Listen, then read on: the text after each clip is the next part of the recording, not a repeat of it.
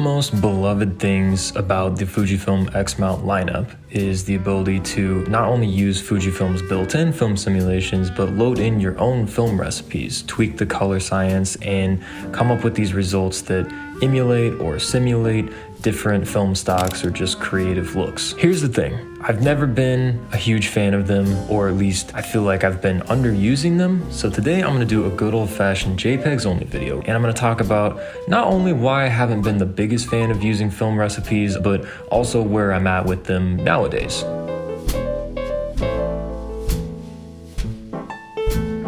I know this is kind of sacrilegious to say, but I haven't really used them a ton. I used them a lot more on the X Pro 3 when I first jumped into the Fuji system because it was kind of this new shiny thing that my camera could do. But I quickly realized that the only way for me to really get much out of film recipes is if I also kept my raw files too. Now, unfortunately, when you change the color science settings in the Fujifilm cameras, you do affect the raw file as well,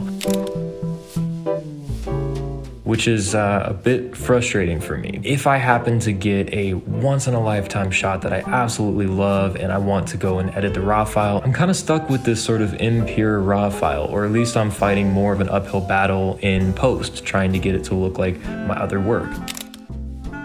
And on top of that, I just don't really make a lot of time to go out and shoot for fun. Time is really scarce. I work really hard on this channel, and so a lot of the time that I have a camera in my hand, I'm trying to get really good stuff for a video or something like that. And the way that my head works is I want simplicity, uniformity, predictability. I don't want to have to remember, oh, last time I was shooting with a film recipe, so today when I'm out here trying to do X, Y, and Z, I gotta change it back to my standard default shooting mode. I don't like having to focus on those little details. I like to just pick up the camera, have it set up the same every time, have it working the same way, just kind of the way that my brain works. The idea of getting a shot basically edited for you right out of the camera so that when you come home, all you have to do is unload your SD card and upload it to Instagram or your website or whatever, it's really appealing. I dislike editing by and large. I do like to see the final images come together, but the actual act of changing the sliders and tweaking things, it's not necessarily fun. It's not an enjoyable experience, really. And so I thought that maybe if I loaded on a couple of these recipes, I might take the camera out for fun more.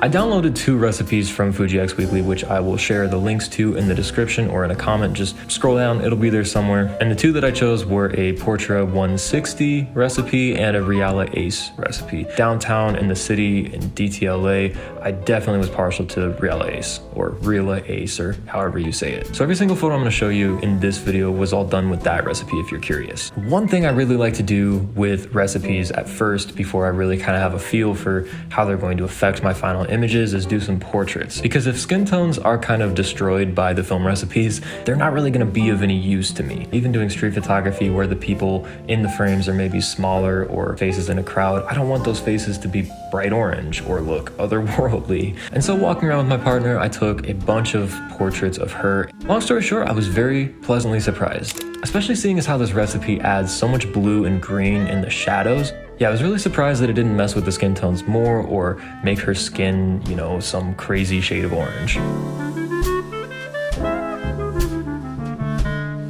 Speaking of oranges and warm tones, I just couldn't get enough of how the reds and oranges, those warm primary colors, pop out of really any frame that you find them in, especially if the light is good. I found that by setting the exposure compensation to +1/3 or +2/3, I could get a really nice washed out look. And seeing these on the laptop screen when I got home, seeing the lifted shadows and the bright highlights, it really made me feel like I was getting scans back from the lab. I even saw some variation, just like I would with real film actually, where a scene looked wildly different in post, seeing it when I got home. That variation and those surprises are kind of one of the charms of actual 35mm film, so it was kind of cool to see some weird out there results.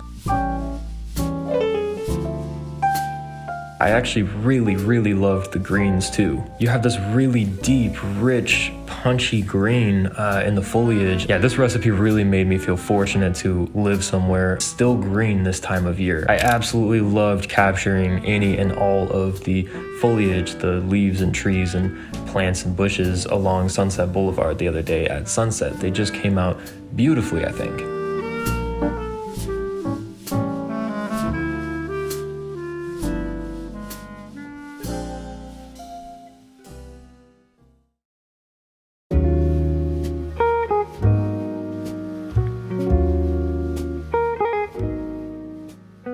Really the only lighting situation that I didn't test this recipe in would be after dark at night, but I got a ton of samples in harsh light, golden hour, blue hour, basically any time that I'm really ever out to shoot, because I am unfortunately a very light dependent photographer.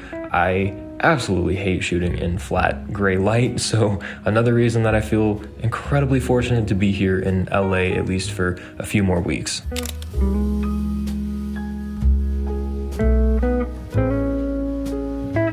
If you're a street photographer visiting LA, by the way, one tip that you're probably not going to hear, like a place that you should absolutely go that probably no one's going to tell you to go. In downtown LA, over on Olympic and Central, there is basically this open air market that spans for blocks and blocks and blocks. Just street vendors selling food, people, you know, on the sidewalk having a good time, hanging out, and there's so much to see, so much to do. There's also another huge open air market just a few blocks down the road by Santee Alley, just all around that whole area, 11th and 12th. If you do visit, just be sure to keep your head on a swivel. There are so many people everywhere, and it's really easy to accidentally get in someone's way or bump into somebody or step on somebody's toes. Yeah, just a super crowded, packed area, but tons and tons of fun to photograph.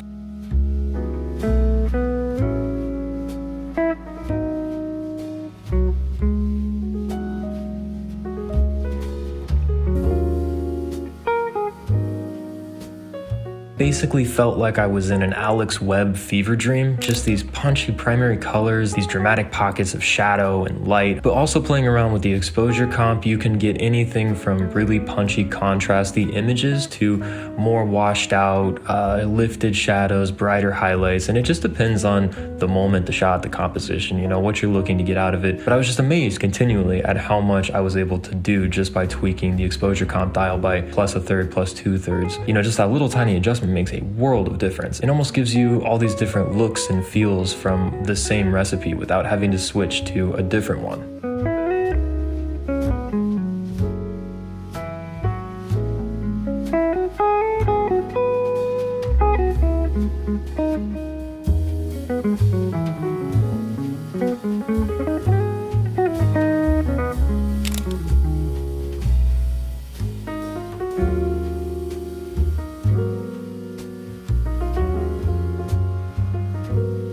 The only thing that I did to any of these images between SD card and here on YouTube is just some cropping. And the only reason I even did that is because I shoot a lot of the time with this 16:9 aspect ratio in my head, especially with cityscapes. I like that almost compressed, kind of mimicking an anamorphic look. Losing some of the top and the bottom gives you this very cinematic, movie still kind of vibe, and so that would be the only tweak to any of these images. If they're overexposed, if they're underexposed, you're seeing them how they came out of the camera. It's user error.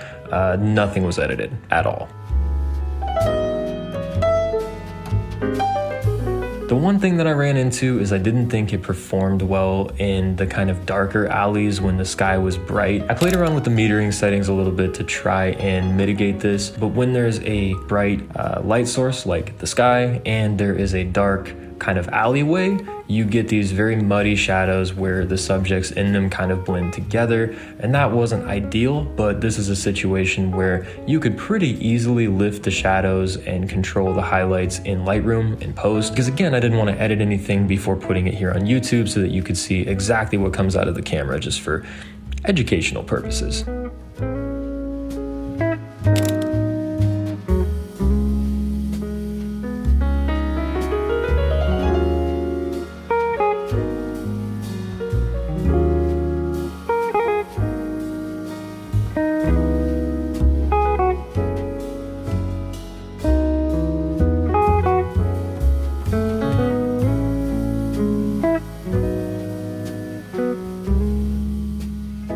that said, man, I got some of my favorite photos in LA from this whole entire trip. I mean, we've been here for months, and I've been to LA 3 or 4 times before this. I know the city pretty well. I've spent many hours and thousands of photos, but these last couple weeks, particularly with the film recipes on, I had so much fun. And I really think that there's something to be said for seeing almost like an edited version of your image on the back screen. It's really inspiring to see what your image could look like, or will look like in the case of JPEG film recipes, while you're actively shooting. And that is one of the things that I've always loved about Fujifilm cameras. If you don't want your raw file to be altered in any way and you want full control in post, it's still nice to shoot with something like Classic Neg or Pro Neg or Classic Chrome or Acros turned on. Just so much more inspiring than seeing kind of the raw, bland colors on the back screen. One thing that Fujifilm will never ever get enough praise for, it is truly the big differentiator with this brand, and something that I think we all